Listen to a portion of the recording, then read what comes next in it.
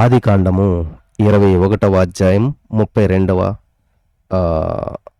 ఆదికాండం 21వ అధ్యాయం 18వ వచనం.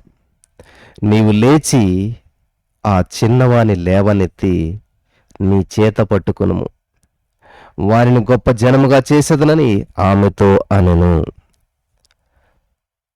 స్తోత్రం దేవా సర్వోన్నతుడా, ఈరోజు ఈ యొక్క వాక్యపు వెలుగులో మమ్మల్ని అందరిని నడిపించి బలపరచండి. విత్తబడిచిన వాక్యం వ్యర్థం కాకుండా ప్రతి హృదయంలో నాటబడి నూరంతల పంట అనుభవించిన కృప చూపించమని నదుడు యేసుక్రీస్తు నామములో ప్రార్థించి నమ్మి పొందుకుని ఉన్నాం తండ్రి, ఆమేన్. ఆదికాండం 21వ అధ్యాయం 18వ వచనంలో మరి ఇక్కడ చాలా అద్భుతమైనటువంటి మాట వినబడుచు ఉన్నది. ఎవరు చెప్తున్నారు ఈ మాట? దేవుడు చెప్తున్నాడు. ఎవరితో చెప్తున్నాడు? హాగరుతోటి. హాగరు, నీకేమొచ్చింది? భయపడకు. ఆ చిన్నవాడున్న చోటు దేవుడు వాని స్వరం విన్నాడు.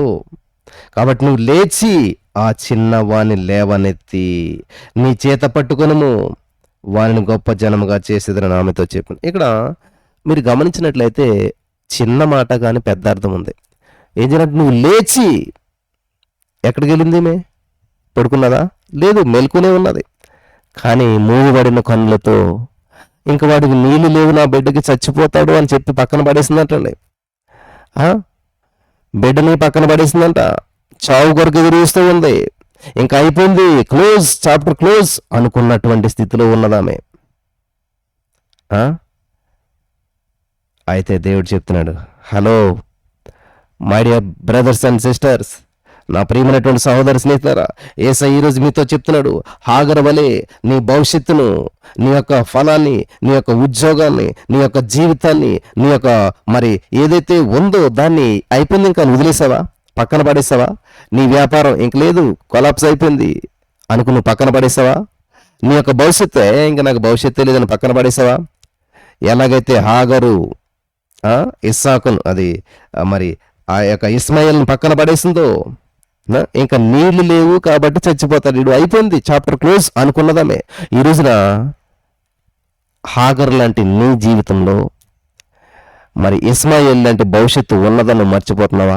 ఇంకా నీ భవిష్యత్తు లేదు, ఇక్కడితో క్లోజ్ అనుకుంటున్నావా? ఇంకా నీకు జీవితం లేదు, ఇంకా నీ భర్త నిన్ను పట్టించుకోడు, ఇంకా నాకు భవిష్యత్తు లేదు, నా యొక్క పరిస్థితి అంతం ఇక్కడ నుంచి, ఇక్కడితో లేదు ఇంకా అని చెప్పి నా పరిస్థితి చేజారిపోయింది, ఇంకా నా జీవితం చేజారిపోయింది, ఇంకా నాకు భవిష్యత్తు లేదు అని నువ్వు ఈ రోజున ఇంకా నాకు వివాహం జరగదు, ఇంకా నాకు ఉద్యోగం రాదు, ఇంకా నాకు గర్భఫలం రాదు అని చెప్పి చేజారి చేసావా? ఇంకా నాకు ఈ రోగం కుదుట పడదు అని చెప్పి చేతులు చేజారిపోయింది నా పరిస్థితి అని చెప్పి మూలకెళ్ళి కూర్చుని ఏడిసినావా? అయితే నీకు ఒక శుభవార్త, హల్లెలూయా. నీ పరిస్థితులు చేజారిపోయి అని చెప్పి నువ్వు మరి ఒక మూల కూర్చుని ఏడిసినట్లయితే నీకు ఒక శుభవార్త ఈ రోజున చెప్తున్నాడు దేవుడు. లే లే లే లే నువ్వు లేచి, హల్లెలూయా, నీ మత్తులో నుంచి నువ్వు లేచి, నువ్వు మంచం నుంచి నువ్వు లేచి, నువ్వు ఎర్లీమానికి లేచి, చీకటితోటి లేచి, నీ యొక్క మరి ఆ ప్రతికూలమైనటువంటి ఆలోచనల్లో నుంచి లేచి, హల్లెలూయా, ఏం చేయాలంటండి? ఆ ప్రతికూలమైనటువంటి ఆలోచనలో నుంచి లేచి ఏం చేయాలంట? ఆ చిన్నవాడిని లేవనెత్తు.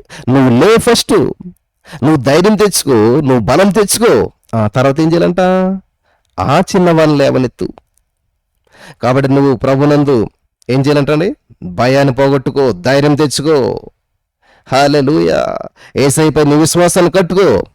అప్పుడు నీ పరిస్థితిని, నీ పక్కోని, నీ సంఘాన్ని, నీ భర్తని, నీ కుటుంబాన్ని, నీ చుట్టుపక్కల వారిని అందరినీ కూడా లేవనెత్తు. నువ్వు లేచి అనేక మందిని లేపు, హల్లెలూయా. నువ్వు లేచి ఆ చిన్నవాడిని లేవనెత్తు అన్నాడు ఇక్కడ. కాబట్టి నువ్వు లేచి అనేక మందిని లేపు, నువ్వు లేచి అనేక మందిని నడిపించు, నువ్వు లేచి అనేక మందిని ప్రోత్సాహపరచు. In the name of Jesus. ఈ మాటలు వినిచిన వారందరిలో పరిశుద్ధాత్మ దేవుడు బలంగా మరి పనిచేయడానికి కృప చూపించును గాక. ఆమేన్, హల్లెలూయా. ఇక నుంచి అందరూ కూడా ఒక స్థిరమైన తీర్మానంతో లేచి అనేక మందిని లేపుదురుగాక. హల్లెలూయా. నీ లేచి ఆ చిన్నవాడిని లేవనెత్తి నీ చేత పట్టుకొనము. పరిస్థితులు చేయి జారిపోతాయి అనుకుంటున్నావా? చేత్తో పట్టుకో. పట్టుకో, చేయి జారిపోనివ్వకు, పరిస్థితిని జారిపోనివ్వద్దు. ఇంకా అయిపోయింది అనుకోవద్దు, ఇంకా అంతం అనుకోవద్దు, ఇంకా ఆఖరం అనుకోవద్దు. ఇది ఆరంభం. నువ్వు లేచి పట్టుకో. నీ కూతురు భవిష్యత్తు పాడైపోయింది అనుకుంటున్నావా? నీ కోడలు భవిష్యత్తు పాడైపోయింది అనుకుంటున్నావా? లేకపోతే నీ యొక్క కొడుకు భవిష్యత్తు పాడైపోయింది అనుకుంటున్నావా? లేకపోతే నీ యొక్క ఉద్యోగం, నీ వ్యాపారం, నువ్వు చేస్తున్న ఏ పని అయితే నువ్వు అయిపోయింది, ఇంకా చేయి జారిపోయింది అనుకున్నా, లేదు, విడిచిపెట్టదు, పట్టుకో, చేతితో పట్టుకుంటున్నాడు దేవుడు. గట్టిగా పట్టుకోమంటున్నాడు. నువ్వు లేచి ఆ చిన్నవాన్ని లేవనెత్తి నీ చేత పట్టుకొనుము, నీ చేత పట్టుకొనుకో, నీ చేత పట్టుకొనుకో, నీ చేత పట్టుకొనుము. హల్లెలూయా. కాబట్టి నీ చేతులెత్తు. చేతితో పట్టుకోవడం అంటే ఏంటి? నువ్వు లేచి చేతులెత్తి ప్రార్థించు. ఎర్లీ మార్నింగ్ లేచి చేతులెత్తి ప్రార్థించు. అది నీ రోగమైన, నీ యొక్క వివాహమైన, నీ నిరుద్యోగ సమస్యనా, నీ బంధకాలైనా, లేకపోతే ఏది సమస్య నీకు బాగా తెలుసు.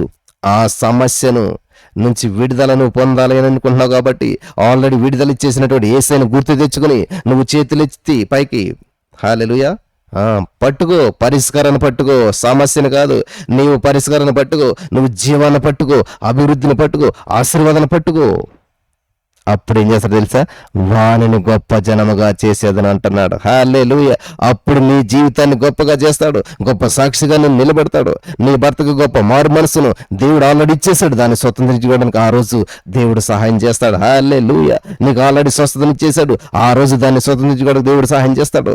హల్లెలూయా. దేవుడు నీకు ఆల్రెడీ అప్పులు సంబంధించి విడుదల ఇచ్చేశాడు. ఎప్పుడైతే నువ్వు లేచి పట్టుకుంటావో, నీ రెండు చేతులు పైకితే దేవుని సందులో మోకరించి దేవుని సందులో ఏకీభవిస్తావో, అప్పుడు దేవుడు నిన్ను గొప్పగా చేస్తాడు. హల్లెలూయా.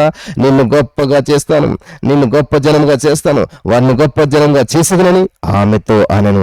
ఈరోజు నీతో అంటున్నాడు దేవుడు, నాతో అంటున్నాడు దేవుడు, మనతో అంటున్నాడు దేవుడు. నువ్వు చేస్తున్న పనిని ఫలింపజేస్తాడు దేవుడు. నువ్వు చేస్తున్న పనిని విస్తరింపజేస్తాడు దేవుడు. నువ్వు చేస్తున్న ప్రతి దానిని విస్తరింపజేసి, ఫలింపజేసి అనేక మందికి దీవెనకరంగా, ఆశీర్వాదకరంగా, ఉన్నతమైన స్థితిలోకి నడిపిస్తా ఉన్నాడు దేవుడు. హల్లెలూయా, హల్లెలూయా, హల్లెలూయా.